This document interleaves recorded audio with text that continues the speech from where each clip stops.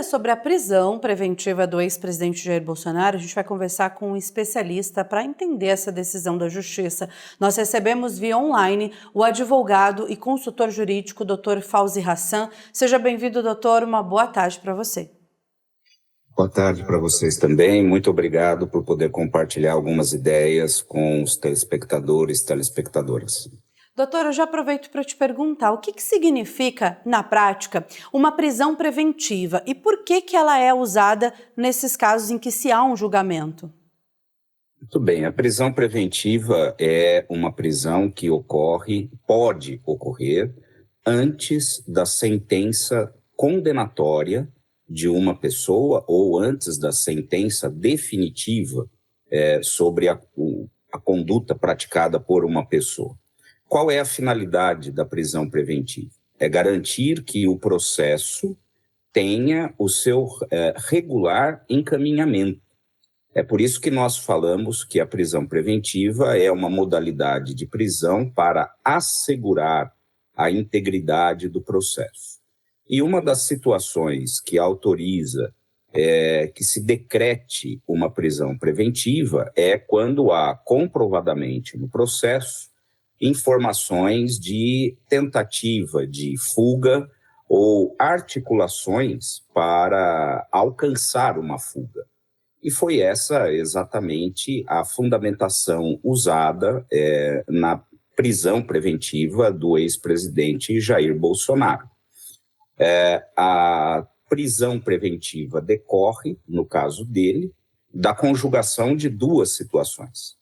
Primeiro, da quebra da tornozeleira ou da tentativa de quebra da tornozeleira para se eximir do controle sobre a movimentação dele.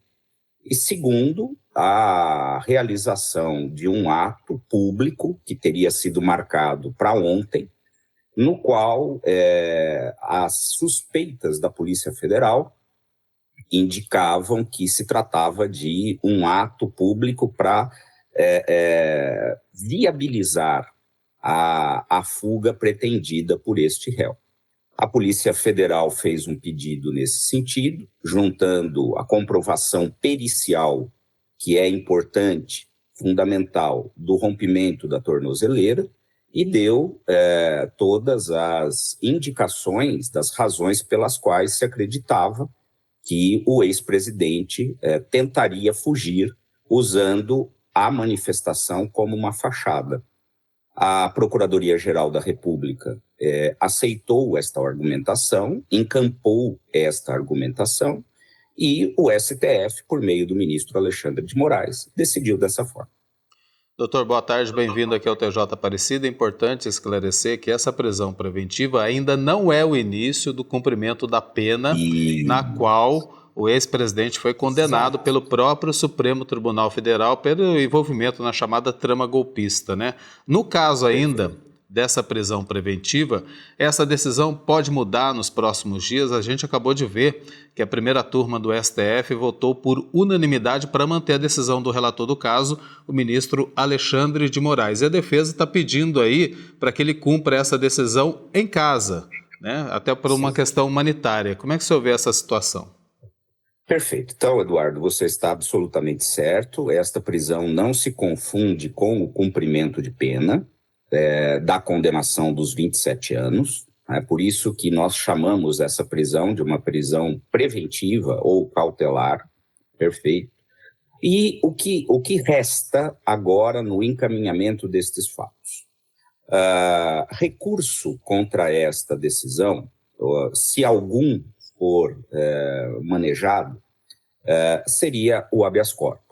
Não vamos entrar aqui nas questões técnicas de ser recurso, não ser recurso. A medida para tentar reverter esta situação seria o habeas corpus. Porém, nós temos duas situações aí que tornam muito pouco provável que esse habeas corpus hipotético, impetrado pela defesa, tenha êxito. Primeiro, algo que você mesmo acabou de dizer, né, a força da coesão do colegiado, né, uma decisão unânime, E segundo, o fato de que em pouquíssimos dias haverá o trânsito em julgado da condenação dos 27 anos. E aí ele começa a cumprir pena no regime fechado. Ao que parece, né, para todos nós que não estamos assim folheando os autos, mas estamos vendo tudo pelo excelente trabalho que a mídia tem feito, ao que parece, vai se insistir inúmeras vezes, e isso é possível, isso é da defesa, não há nenhum problema quanto a isso. É muito provável que a defesa insista reiteradamente nas questões de saúde envolvendo o ex-presidente. E aqui eu faço uma observação de caráter técnico. Isto, no processo, não é uma opinião, não é achismo. A pessoa precisa se submeter a uma perícia oficial. Qualquer réu, nestas circunstâncias, que pede algum benefício legal por força da sua condição de saúde, não basta o médico particular desta pessoa entregar um laudo para o advogado e o advogado juntar este laudo no processo. Qualquer réu, e assim será no caso do ex-presidente Bolsonaro, qualquer réu precisa se submeter a uma perícia oficial, uma perícia feita pelo Estado. E aí, a depender do resultado desta perícia, o juiz, antes o Ministério Público, depois o juiz, se manifestam sobre eventuais benefícios ou não.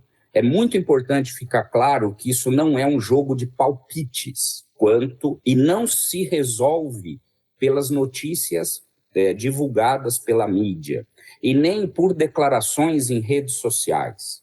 Tá? Isso tem um lado efetivamente pericial. Doutor, muito obrigado, pela participação aqui no TJ Aparecida, por nos ajudar a entender um pouco mais essa decisão recente, também o que implica isso no próximo julgamento que nós estamos aguardando. Obrigado pelas informações. Obrigado. Até logo. Bom trabalho.